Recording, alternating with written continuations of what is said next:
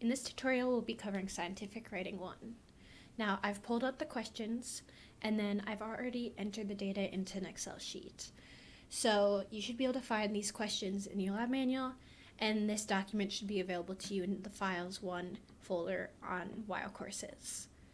So you're going to have to enter all of your own data. This data is from a previous semester for the class data.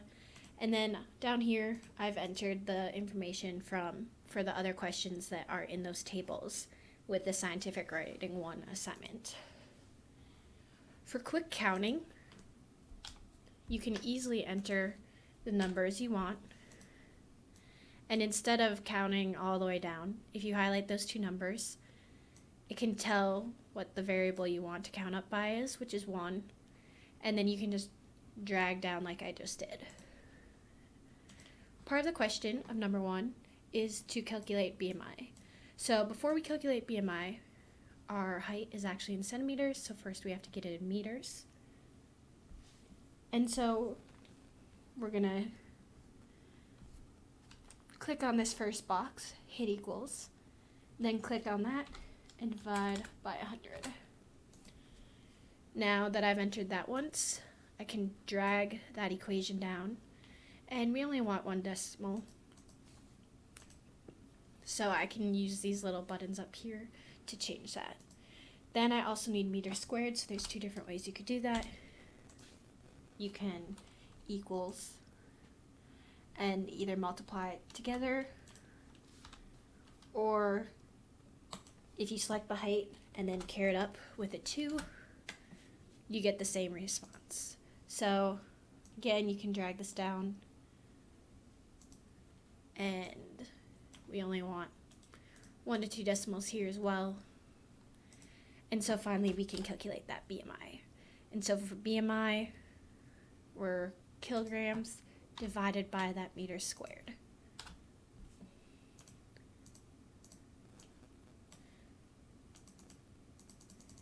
And we only want 1 decimal. So now you're supposed to just create a table. If we select all of this and Control-C or Command-Control-C if you're using a Mac, and go over, you can create this table. And if you double click, you can change the different properties. If you want it to be different colors. And then you'd have to enter your figure description. Now, remember that you can change alignment as well in the layout. And so I could change, center usually looks best, especially if you end up with a double row here. This looks better than this in my opinion, and that's kind of typical. So then our next question is to use the fictitious data and create a graph showing the relationship between heart rate and time. So I'm going to go over, and here our heart rate, or our time is actually counting up by 2. And so if I do 0, 2 and drag down, we see that same change. So for this one, we're just doing time over heart rate. And I'm going to insert, I'm going to use a scatter plot, and I suggest a scatter plot for everything you do this semester. They're easier to handle and to edit than if you use just a line graph. So we have our information, but now we need to clean this up a little bit. So first thing first is I want to delete white space. So that's all of this space here.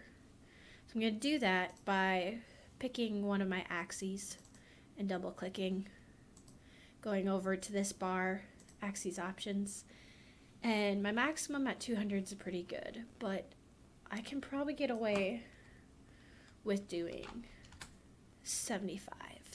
And you see it automatically changed to 195. That's fine with me. If I didn't want that, I could change it easily and set that back to 200. And then I'm going to do the same thing over here because we only go to 20 minutes. Sometimes this will auto kick you, so it's a -5. Just reset the minimum to 0. Then we need to add axes, titles, units, and so here we have heart rate, Make sure you get those units.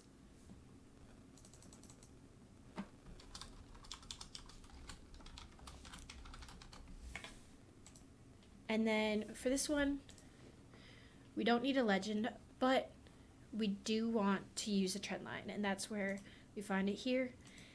You can make this different. We're just doing a linear trend line.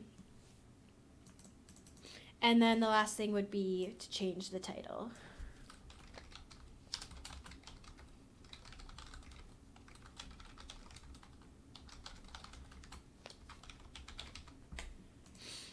And then you'd simply copy and paste this over, and you'd add your figure description.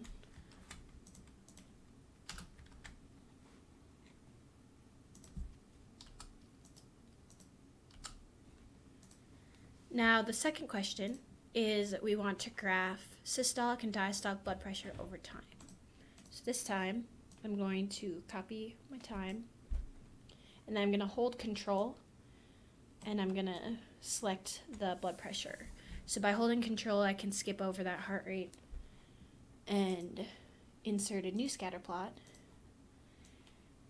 And you need to have a secondary axis or a second y-axis. And to do this, we're going to select one of our data lines. And we're going to go back over to this chart and hit secondary axis. So over here now, if I go in, make sure you get these right.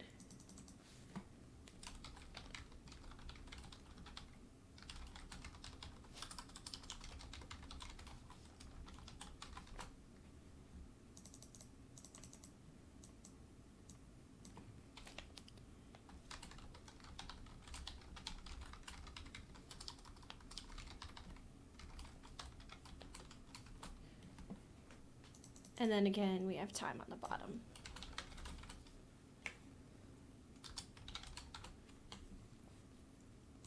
So again, we need to delete some white space. So I hope our systolic blood pressure isn't going down to 0. If it is, our person has some issues.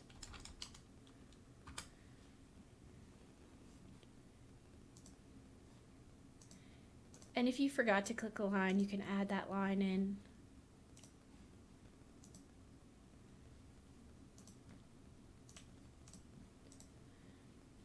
And then I'll also adjust that bottom to be back to that 20 minutes.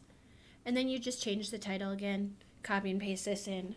Pretty simple. So that's how you create a dual axis, y-axis graph. Now, our last question where you're creating table is using the data from VO2 and simply graphing this over time. So this time you're just going to select everything.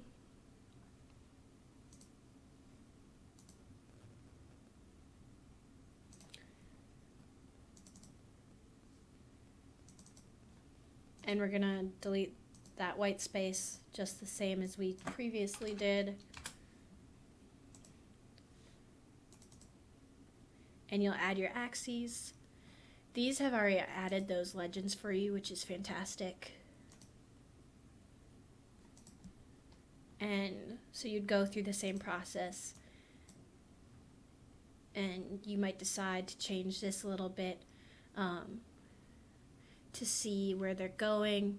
They all start at about 3.5. 3.5 is typically your resting metabolic rate. So if you went to the extreme and went to close to whatever the max that we saw was, which is almost 70. You can also change what these are being counted by.